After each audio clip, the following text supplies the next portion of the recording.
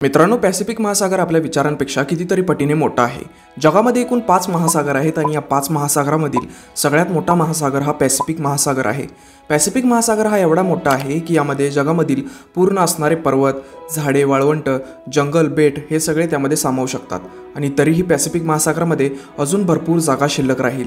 एवढा पॅसिफिक महासागर मोठा आहे आणि या पूर्ण महासागरमध्ये काही बेटे एवढे छोटे आहेत की या आलिशान समुद्राच्या तुलनेमध्ये एका डॉटच्या बरोबर आहेत आणि या डॉट सारख्या दिसणाऱ्या काही बेटांवर माणूस आज सुद्धा पोहोचलेला नाही। म्हणजे एकूण मिळून ही गोष्ट सांगायला गेली तर जर कोणी व्यक्ती या पॅसिफिक महासागरामध्ये हरवली तर ती व्यक्ती मिळणं हे नाच्या बरोबर आहे। पण आज तुम्ही अशा व्यक्तीची खरी गोष्ट ऐकणार आहात जो आपल्या छोट्याशा बोटीमधून या पॅसिफिक महासागरामध्ये हरवला होता आणि ते सुद्धा 10 ते 15 दिवस नाही तर पूर्ण 438 दिवस। या व्यक्तीने ॲक्सिडेंटली असा वर्ल्ड रेकॉर्ड बनवला होता जे कोणालाही तोडायला आवडणार नाही।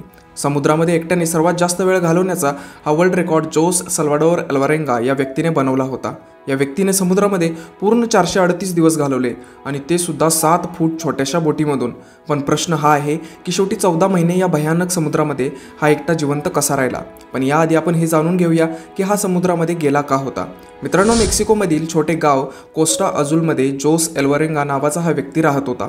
जोस त्यावेळी 36 वर्षाचा होता। हा एक एक्सपर्ट मच्छीमार सुद्धा होता। 17 नोव्हेंबर 2012च्या दिवशी जोस त्याच्या पार्टनरसोबत मच्छीमारीसाठी आपल्या बोटीमधून निघाला।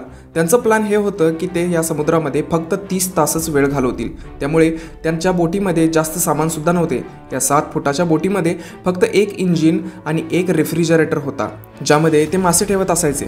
आपल्याबरोबर फक्त एका दिवसाचे खाणेपिणे घेऊन जाणाऱ्या जोसला हे कुठे माहीत होते की पुढचे 438 दिवस आपल्या जीवनातले सर्वात भयानक दिवस असणार आहेत। ते मेक्सिकोच्या किनाऱ्यापासून 120 किलोमीटर आतमध्ये गेल्यानंतर त्यांनी माशांसाठी जाळे टाकले, पण त्याच वेळी एक भयानक समुद्री वादळ तिथे आले। आपले प्राण वाचवण्यासाठी त्यांनी ते जाळे तिथेच सोडून त्यांनी त्यांचा रवाना किनाऱ्याकडे पुन्हा वळवला। कंटिन्यू 6 तास त्या बोटीला त्यांनी पळवले आणि सकाळी 7 वाजता ते किनाऱ्यापासून आता फक्त 20 किलोमीटर अंतरावर येऊन पोहोचले आणि त्यांना त्यांचं गाव सुद्धा आता दिसायला लागलं होतं।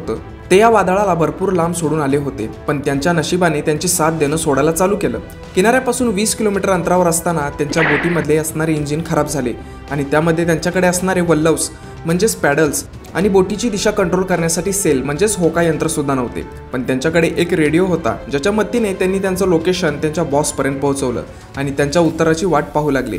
पण त्याच वेळी त्यांच्या बॉसच्या उत्तराची वाट बघत असताना त्यांच्या रेडिओची बॅटरी डाऊन झाली आणि आता या दोन्ही मासेमाऱ्यांचा बाहेरच्या दुनियेशी कॉन्टॅक्ट संपून गेला होता। जोस अल्वारेंगा आणि त्याचा साथीदार हे या विचारांमध्ये होते तेवढ्यात अचानक असं झालं की त्याचा अंदाज त्या दोघांना जरा सुद्धा नव्हता। जोराच्या वाऱ्याने त्यांना पुन्हा एकदा समुद्रामध्ये ढकलायला सुरुवात केली होती। 20 किलोमीटर अंतरावर दिसणारं त्यांचं गाव त्यांच्या डोळ्यांना दिसेनासं झालं। त्यांच्या बॉसने एक सर्च पार्टी सुद्धा बनवली आणि त्यांना पॅसिफिक महासागरामध्ये शोधायला सुरुवात केली। पण आता खूप वेळ झाला होता।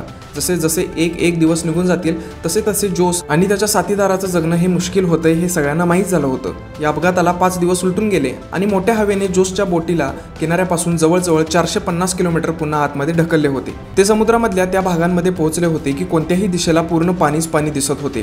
त्यांना माहीत होतं की त्यांची बोट एवढी छोटी आहे की लांबून सुद्धा त्यांच्या बोटीला पाहिले जाऊ शकत नाही आणि ना की त्यांच्याकडे कोणती फ्लेअर गन होती आणि ना की ते आग लावून धुरामुळे कोणतेही सिग्नल देऊ शकत होते। म्हणजेच जोस आणि त्याच्या साथीदाराला हे कळून चुकलं होतं की त्यांच्या जगण्याचे चान्सेस हे 1% पेक्षाहून कमी आहेत। जे खाणं पिणं ते घेऊन आले होते ते आधीच संपलेलं होतं। त्यांनी आपलं पोट भरण्यासाठी त्यांच्या बोटीवर येणारे जे पक्षी येऊन बसत होते त्यांना पकडून खायचे। त्यांच्या आजूबाजूला असणारे मासे त्यांना पकडून त्यांना ते कच्चेच खायचे।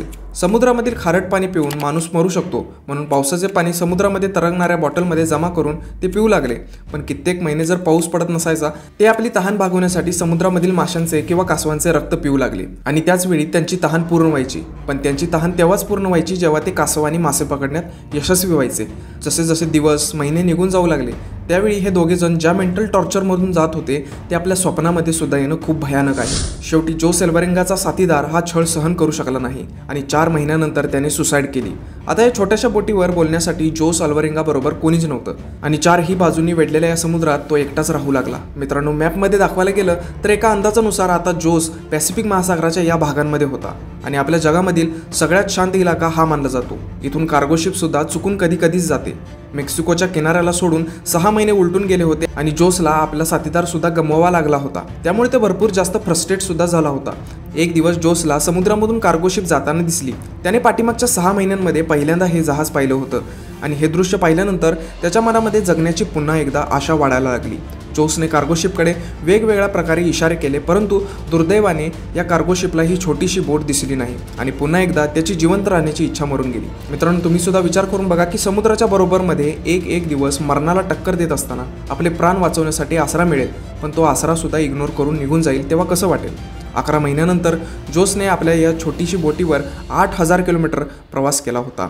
त्याचे कपडे सुद्धा फाटले होते आणि त्याच्याकडे सनलाईटपासून वाचण्यासाठी फक्त अंडरगार्मेंट सुद्धा तेवढीच राहिली होती. शेवटी ती वेळ आली जेव्हा नशिबाने सुद्धा जोसवर दया केली. मित्रांनो, 30 जानेवारी 2014 या दिवशी 14 महिन्यानंतर जोसने आजूबाजूला पाण्यामध्ये नारळ तरंगताना पाहिले. त्याला समजलं होतं की कोणत्या तरी बेटाजवळ आपण पोहोचलो आहोत. थोड्या वेळानंतर त्याला खरंच एक बेट दिसू लागलं. त्याला ही भीती होती की हे बेट सुद्धा त्याच्याकडून मिस होता कामा नये. त्यामुळे त्याने कशाची वाट न बघता पाण्यामध्ये उडी मारली आणि पोहत पोहत तो किनाऱ्याजवळ आला. पाठीमागच्या 14 महिन्यानंतर जोसने जमिनीवर पहिल्यांदा पाय ठेवला होता आणि जेव्हा तो बेटावर पोहोचला तेव्हा त्याला एक छोटंसं बीच हाऊस दिसलं. त्यावेळी तिथली लोकं तिथे होती. पाठीमागच्या 438 दिवसानंतर जोस हा बाहेरच्या व्यक्तीबरोबर पहिल्यांदा भेटला होता. हे जे बेट होतं या बेटचं नाव इबॉन ॲटॉल असं आहे आणि हे बेट जोसच्या स्टार्टिंग पॉईंटपासून 11,000 किलोमीटर दूर आहे. हे सुद्धा जोसचं नशीबच होतं की तो या पूर्ण मोठ्या समुद्रामधल्या एका छोट्याशा डॉट एवढ्या बेटापर्यंत पोहोचला होता. परंतु त्याच्याकडून हे सुद्धा बेट जर मिस झालं असतं तर त्याचा पुढचा स्टॉप हा फिलिपिन्समध्ये असता, जे या बेटापासून पुढे 5000 किलोमीटर दूर आहे. त्यानंतर तिथून जोसला परत त्याच्या घरी पाठवण्यात आलं. तिथे पोहोचल्यानंतर त्याला पुन्हा एकदा मोठ्या संकटांनी घेरून टाकलं. तिथे पोहोचल्यानंतर जोसने 438 डेज नावाचं बुक पब्लिश केलं. मात्र त्याच्यावर साथीदाराचा खून केल्याचा आरोप करत त्याच्यावर गुन्हा दाखल केला. तोच साथीदार ज्याने आत्महत्या केली होती. आशा आहे की मराठी नॉलेज फॅक्टच्या या व्हिडिओवर भरपूर लाईक्स, कमेंट्स आणि शेअर्स मिळतील. तुमच्या प्रेमळ कमेंट्स वाचून खूप आनंद होतो. भेटूया अशाच पुढच्या नवीन व्हिडिओमध्ये.